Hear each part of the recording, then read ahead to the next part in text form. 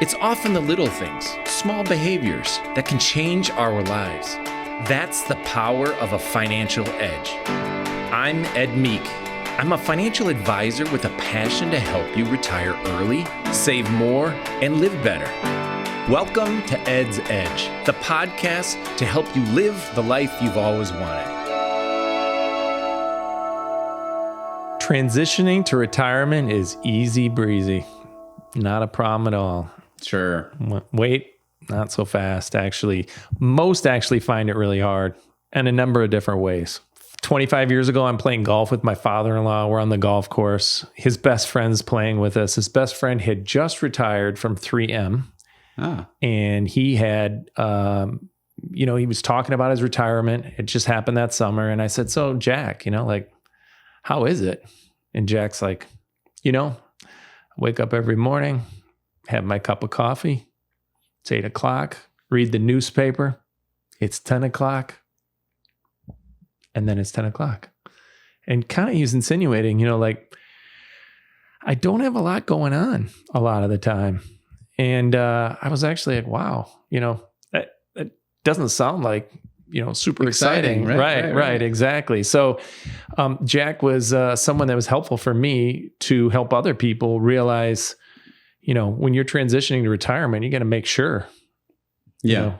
With us being financial advisors too, we want to hit home the point that transitioning to retirement, not just financially, other elements that we've experienced from the clients that we've served over the years. And so, on the flip side, I think of a story of an individual who he's an analytical person. And I had a little bit of concern with his transition to retirement because there's not a lot of items to analyze when you're retired. But he has found such a phenomenal joy in retirement. They've moved to Florida now. Family's still back here in Illinois.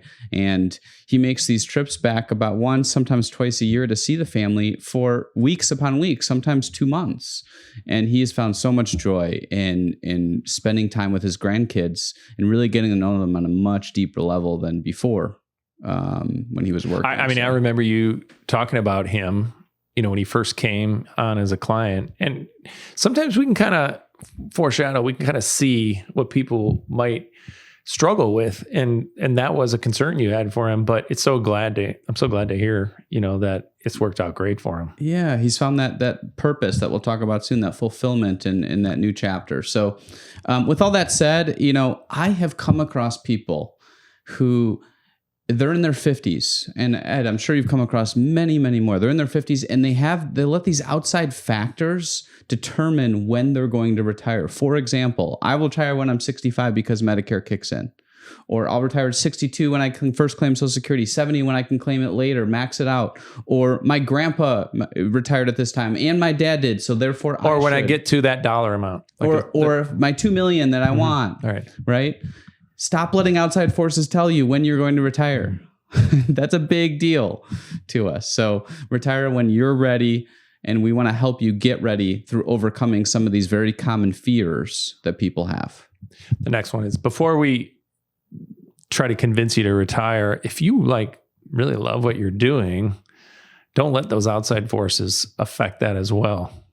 We've seen plenty of people that love what they're doing, and they can retire if they want, but they don't have to. We want to enjoy what we spend our time doing. And sometimes it's awesome. Not everybody's in that position, but it's awesome to be able to do that. And if that's the case, then you're one of the minority, and really consider maybe doing it a little bit longer. And maybe if you can do it in a part-time way.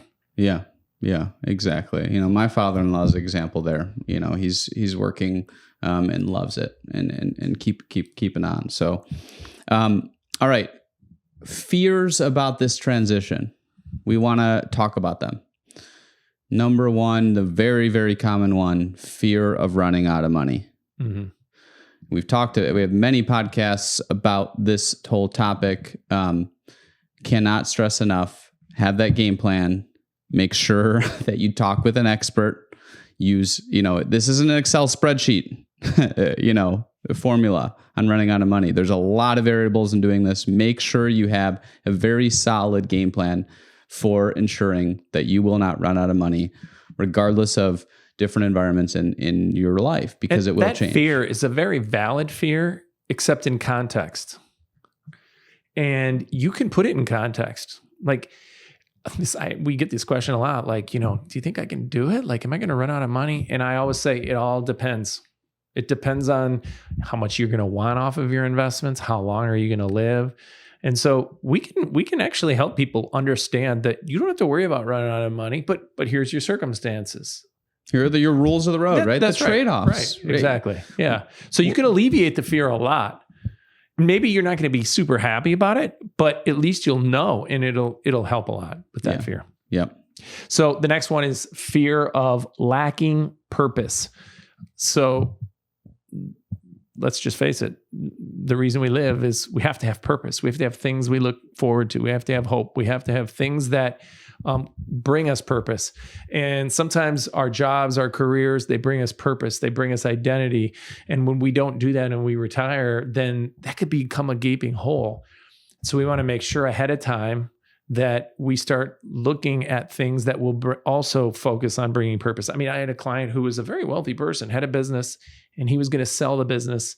And what happened was he actually went as far as, we don't see this very much, but went as far as hiring a counselor therapist person who actually, or like a coach who actually helped him figure this out ahead of time. So when he transitioned in, it wouldn't be a big problem for him, because like he would wake up at 5 every morning, go to work, and he knew he had to replace that and do something different. So, that's good. There's other examples in life, right? Yeah, exactly. Traveling, communities, a lot of those type of things can really help redefine what purpose is, which ties to really number 3 of the fear of getting old. Retire. What happens when I get old is I retire. Let's change that, please. Instead, this should be what's next. I'm moving on to my next chapter, right? Don't even use the word retirement. I know people who are in their 30s who are quote unquote retired, right? They have enough passive income or what have you. So let's not think of retirement as what happens when I get old. And if you're afraid that you're going to only hang out with retirees that are old in your eyes, join communities with young people, right? Mm-hmm. I mean, it connects with the other one. I mean, volunteer, you get connected. Yeah. You can put yourself in positions with lots of varieties of different people depending on what choices you make. Exactly. So let's redefine what old truly means and how that relates. It's just another chapter. Mm-hmm. Just another chapter, right? Next one is fear of spending too much time with your significant other or your spouse. Uh-oh. I mean, not everybody's going to be in this position, but let's just say there's a balance in life and everything, right? And with some couples, it's great to be able to spend most of your time together. And some couples, we need to do some things on our own. I mean, that's the case. When you're raising children, you're never worried about that. But I'm kind of in that place now where we're now trying to find some things to be able, I'm not retired, but find some things to be able to do together. And we are, and it's great. Kids are out of the house. Yeah. But when the time comes, which is many years down the road, hopefully, because I love what I'm doing here, we will continue to do that. And you'll just want to find a balance. You want to talk about it ahead of time, talk about it along the way, just because it's healthy. Yeah. And, I think back to time with the spouse, and, often during our working years, both parents are working.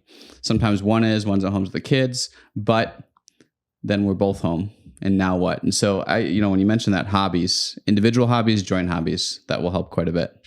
So, All right. One final point to all this is the fear of the unknown.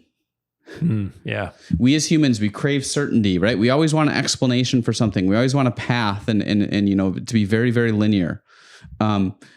Retirement is unknown. What am I going to be doing? Who am I hanging out with? I want to, plan for that, plan my days. But how's my income going to come off my investments? What's it going to look like? I was used to getting a check. Yeah. I'm not going to be investing anymore. I mean, that's a big one. It's interesting. People are like, oh, I was always investing. Now I'm not doing that anymore. It's just so many unknown things that you have to transition to. And I'm going to steal something to overcome that fear of the unknown. Obviously, all these first items that we've talked about will help. But if you think about the mindset, instead of these goals that we always have, right? You've made it towards that retirement. Think about the journey and enjoying the journey. Life is not linear. enjoy that journey, enjoy the unknown, right? It's kind of exciting because if life is planned out for you, wouldn't it be boring? Yeah. Oh, yeah. Enjoy the journey. I love that. That's a good one. Yeah. So it's not mine, but some of the best ideas are stolen. All the best ideas I have are stolen. Yep. Yep. So, all right. Those are our tips in overcoming some fears when it comes to making that transition, thinking about that transition towards the next chapter, not retirement. Yep. Good stuff. All right. With that said, it is time for Ed's Food for Thought. I still don't have the hat. Do you think I should fake it? I won't fake it this time. Okay. All right. So this is a place. So as you know, sometimes it's a recipe, sometimes it's a place, sometimes it's just an item at a certain restaurant. So we've now moved to downtown Wheaton.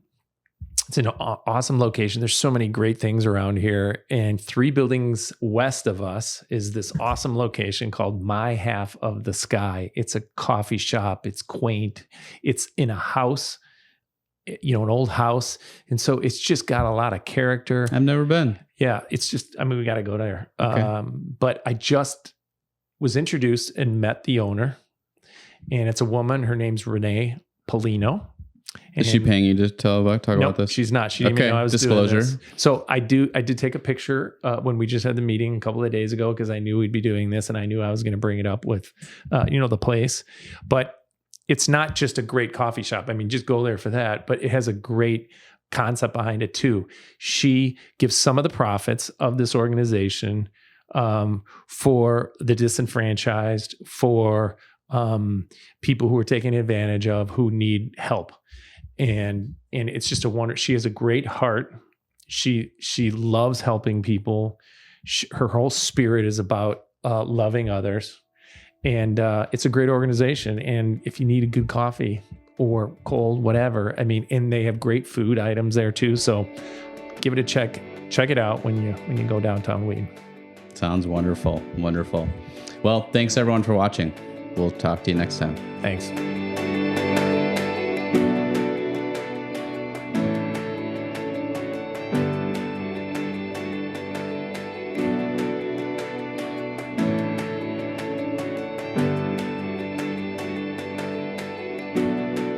This podcast represents an assessment of the market environment at a specific point in time, should not be relied upon as investment advice, and is not intended to predict or depict performance of any investment.